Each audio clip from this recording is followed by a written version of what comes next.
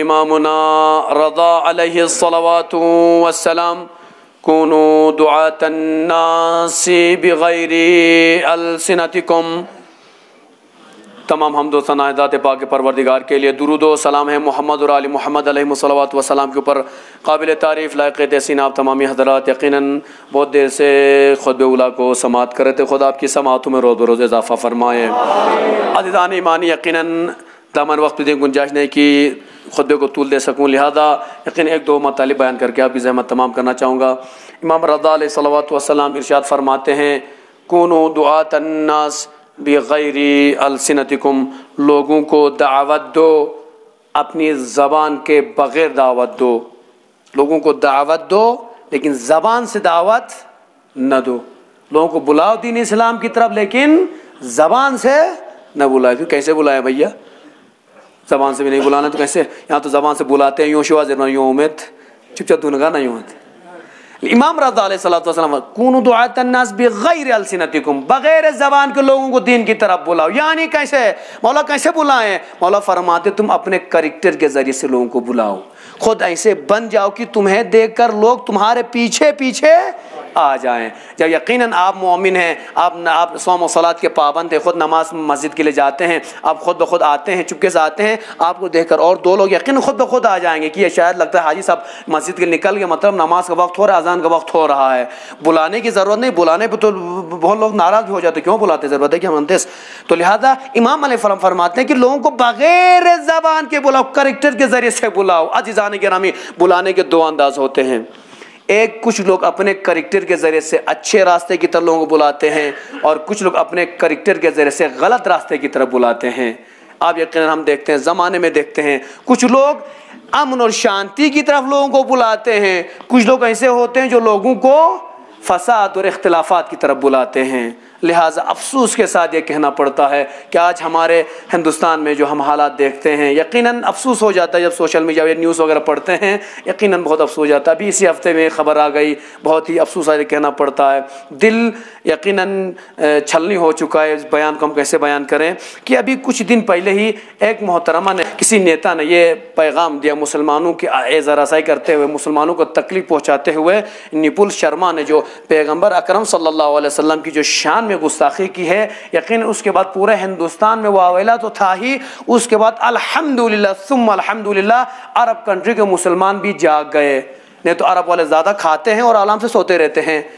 دیکھیے میں ابھی کہہ رہا تھا کہ لوگوں کو بلانے کے دو انداز، اچھے کام کی طرف بلانا، ایک برے کام کی طرح۔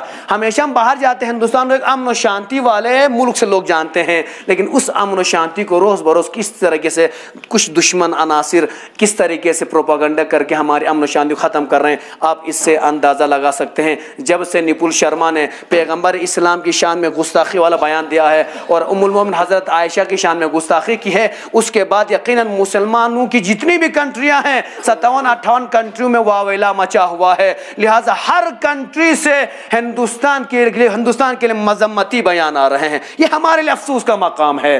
اور قطر ایئر لائنس وغیرہ نے پورا بائیکاٹ کر دیا، اور یقین اکثر مسلم ممالک میں ہندوستان کی جو پروڈکٹس وہاں پہ موجود ہیں ان کو بائیکاٹ کیا جا رہا ہے۔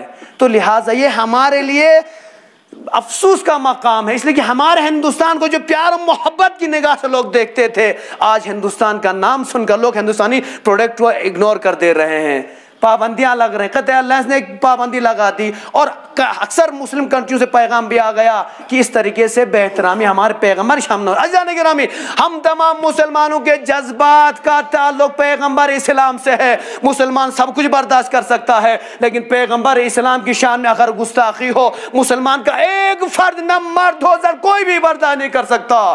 لہٰذا یقیناً ہم ریکویسٹ کرتے ہیں مودی سرکار سے، ہم حکومت وقت سے، وزیر اعظم صاحب سے ہم التجا کرتے ہیں، اس آگ کو یہیں پر ٹھنڈی کر دی جائے۔ کب تک ہندوستان کو اب اس طریقے سے بدنام کرتے جائیں گے؟ اس طریقے سے یقیناً مودی صاحب کچھ نہیں کہتے، لیکن اس طریقے سے جو لوگ بھی مسلمانوں کے درمیان، لوگوں کے درمیان انتشار پھیلانے کی کوشش کرتے ہیں، ان کی زبانوں پر لگام کرنے کی ریکویسٹ کرتے ہیں، لگانی چاہیے۔ اور اس نپل شرما اور ان کے تمام جو چاہنے والے ہیں، ہم اپنی طرف سے، اپنی کمیونٹی کی طرف سے ان سب کی مذمت کرتے ہیں۔ ہم پیغمبر کی شان میں گستاخی برداشت نہیں کر سکتے ہیں۔ لہٰذا اسی طریقے سے دیکھیے جب کہیں دعا کرے کہیں آگ نہ لگے، دعا کریے آگ نہ لگے، جب کہیں پر آگ لگتی ہے تو آگ اپنا اثر بھی دکھاتی ہے، اور آگ کسی کو بخشتی نہیں ہے، آگ نہ کسی کو نہ رنگ دیتی ہے، آگ نہ روپ دیکھتی ہے، لہٰذا آگ اس وقت بجھ جاتی ہے جب اس کا کام تمام ہو جاتا ہے، پھر خود بخود بجھ جاتی ہے، لہٰذا دعا کرے کہیں پہ آگ نہ لگے۔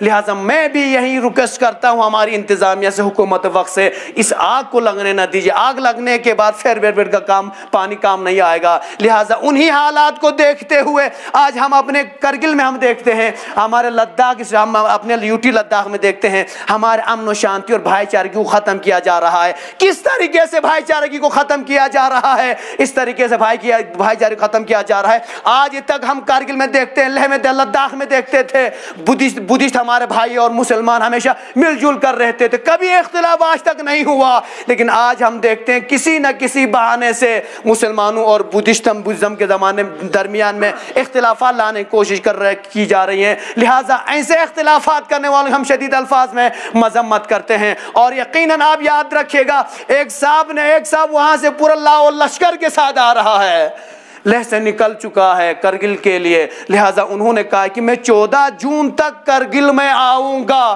لہٰذا کرگل کے باشعور کے سوچنے کی ضرورت ہے، امن و شانتی کو برقرار رکھیے، لہٰذا مقاومت کے لیے بھی آمادہ رہیے، مقاومت کرنا یہ ہمارا فرض ہے، امن و شانتی کو باقی رکھے۔ ہم ریکویسٹ کرتے ہیں یوٹی انتظامیہ سے، کرگل انتظامیہ سے، لداخ انتظامیہ سے کہ اس آگ کو یہیں پر ختم کر دے، اس طرح انتشارات کرنے والوں کو وہیں پر روک دیا جائے۔ لہٰذا یہ آگ بڑھتی گئی تو یقیناً وہ علاقے جہاں پر ہمارے بدھسٹ بھائی اور مسلمان بھائی کچھ علاقوں میں رہتے ہیں، گاؤں میں ساتھ میں رہتے ہیں، ان کے لیے خطرہ ثابت ہو سکتا ہے۔ لہٰذا ہم ریکویسٹ کرتے ہیں ایسے مقامات پر حفاظتی انتظامات کا بھی انتظام کیا جائے۔ لہٰذا یقیناً عزیزان گرامی، جس طریقے سے پروپیگنڈے کر کے ایک طریقے سے کرگل کے مسلمانوں کو بلیک میل کیا جا رہا ہے، مسلمان یہ بلیک میل کبھی برداشت نہیں کریں گے۔ مسلمان ہمیشہ امن و شانتی چاہتے ہیں۔ آپ آئیے کرگل میں، آئیے کسی بھی مسئلے میں بحث کرنے آئیے، بات کرنے آئیے،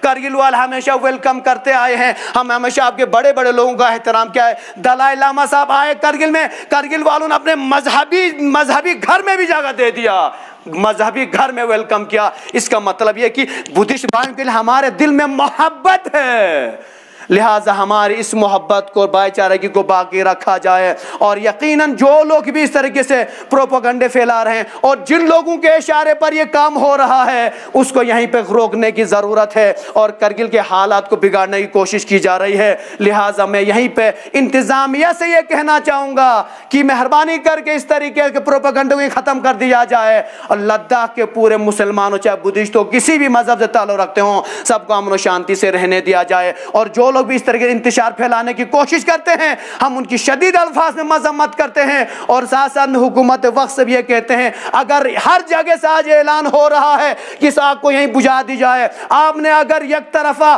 نظر کر کے مسلمانوں کو اگنور کیا اور یقین ایک طرح غیر جانبدارانہ کام کیا، تو اگر فساد اگر خدا نخواستہ علاقے میں ہو جاتا ہے تو اس کے یقیناً آپ ہی اس کے ذمہ دار ہوں گے، یوٹی انتظامیہ ذمہ دار ہوگی، یقین انتظامیہ کرگل اس کے ذمہ دار ہوگی۔ لہٰذا اس میں یقیناً آپ کسی کو قصور نہ ٹھہرائیے، آپ ہی قصوروار ٹھہرائیں گے۔ لہٰذا میں اپنی بات کو تمام کرتے ہوئے آخری بار التجا کرنا چاہوں گا کہ اس طریقے سے جو لوگ پروپیگنڈے کر رہے ہیں اس پروپیگنڈے کو یہ ختم کر دیا جائے، مسلمانوں کو امن و شانتی کے ساتھ رہنے دیا جائے۔ مسلمان امن چاہتے ہیں، مسلمان بھائی چارگی چاہتے ہیں، مسلمان شانتی چاہتے ہیں، لہٰذا یقیناً ہم ہر کسی کے لیے ہمارا دروازہ کھلا ہے، کوئی بھی آ سکتا ہے، ہم سے بات چیت کر سکتا ہے، کوئی بھی آ سکتا ہے، مسئلہ حل کر سکتا ہے، لیکن بلیک میل کر کے کسی کو آپ دھمکا نہیں سکتے ہیں، کسی کو آپ ٹارگیٹ کر کے دھمکا کے نہیں کر سکتے ہیں، اس لیے کہ مسلمانوں کے اندر بھی تو غیرت ہے، مسلمان سوئے ہوئے نہیں ہیں۔ جیسے آپ کو مثال دیا میں نے، نپل شرما کی مثال دی، آج تک مسلمان ہندوستان کے مسلمانوں کو تکلیف پہنچانے کے لیے یہ سب بیان دیے جا رہے تھے، بیانات دیے جا رہے تھے، لیکن وہ بیان ہندوستان تک نہیں رکا، وہ انٹرنیشنل مسئلہ بن گیا، اور آج ہر مسلم کنٹری سے ہندوستان کی مذمت ہو رہی ہے۔ تو لہٰذا مہربانی کر کے اس طریقے جو بھی آگ لگاتا ہے ایسے لوگوں کی زبان پر پابندی لگا دی جائے اور سخت سے سخت انہیں سزا دی جائے، اور تمام ہمارے خطے لداخ میں چاہے وہ کسی بھی کمیونٹی سے تعلق رکھتا ہے، کسی مذہب سے تعلق رکھتا ہے، ان سب کو امن و شانتی کے ساتھ رہنے دیا جائے۔ میں دعا کرنا چاہوں گا خدایا بحق محمد علیہ محمد علیہ الصلوۃ والسلام، ہمارے خطے لداخ میں جو بھی مشکل حالات ہیں خدایا ہماری ان مشکلات کو جلد از جلد رفع دفع فرما۔ ہم تمام مسلمانوں کو، تمام ہمارے اس کے لداخ میں رہنے والے تمام ہر کمیونٹی مذہب سے تعلق رکھنے والے ہر انسان کو، ہم سب کو مل جل کر رہنے کی توفیق عطا فرما خدا، تمام مسلمانوں کو مل جل کر رہنے کی توفیق عطا فرما خدا۔ حاضرین میں جو بھی حاجات رکھتے ہیں ان کی حاجات کو روا فرما، ان میں جو بھی مشکلات اور پریشانیاں رکھتے ہیں ان کی مشکلات اور پریشانیوں کو رفع دفع فرما خدایا بحق محمد علیہ محمد علیہ الصلوۃ والسلام، امام زمانہ علیہ الصلوۃ والسلام کے ظہور میں تعجیل عطا فرما، ہم سب کو امام کے آوان اور انصار میں شمار فرما۔ ربنا تقبل